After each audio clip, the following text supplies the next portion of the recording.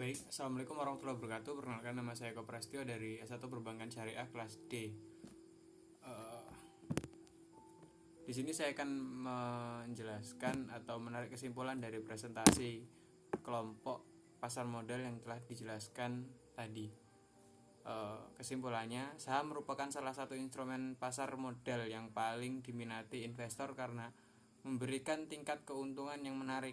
Saham dapat didefinisikan sebagai tanda penyertaan modal seorang atau sepihak badan usaha dalam suatu perusahaan atau perseroan terbatas. Penilaian saham adalah metode penghitungan nilai-nilai teoritis dari sebuah perusahaan dan saham mereka. Kegunaan utama dari metode ini adalah untuk memprediksi harga pasar di masa depan atau secara umum harga pasar potensial. Tiap konsep nilai saham: 1. Nilai buku, 2. Nilai pasar, 3. Nilai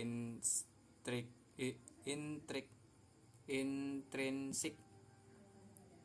Analisis saham mendefinisikan analisis saham sebagai upaya membedah dan menelaah saham perusahaan tertentu bertujuan untuk melihat serta menilai kinerja selama ini sebagai tanda calon investor layak untuk dibeli atau tidak.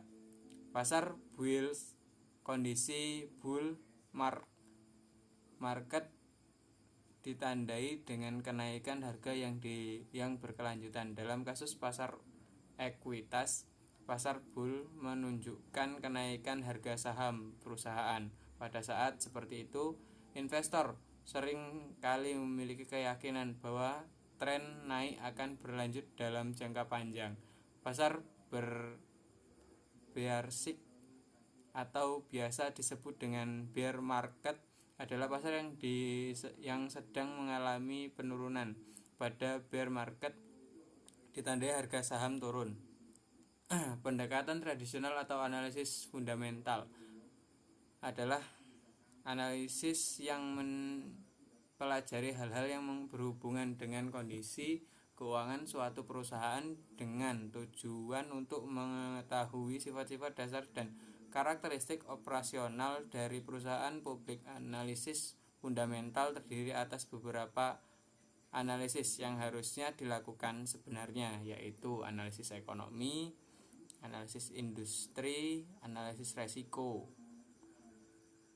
Pendekatan modern atau analisis teknis. Analisis teknis definisinya yaitu suatu metode meramalkan pergerakan harga saham dan meramalkan kecenderungan pasar di masa mendatang dengan cara mempelajari grafik harga saham, volume perdagangan, dan IHSG.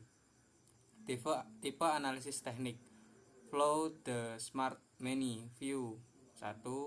Analisis teknikal. 2. Support dan resistance level support. Residual income adalah residual income atau yang juga sering disebut laba residu maupun laba residual income dapat dinyatakan sebagai suatu pengukuran dengan digunakan untuk melihat sejauh mana pencapaian pendapatan bersih net income melebihi laba perusahaan yang ditargetkan. Baik, itu tadi kesimpulan yang dapat saya tarik dari kelompok yang sudah menjelaskan. Saya apabila ada kekurangan saya mohon maaf. Saya akhiri, wallahul muwaffiq ila aqwamit thoriq. Wassalamualaikum warahmatullahi wabarakatuh.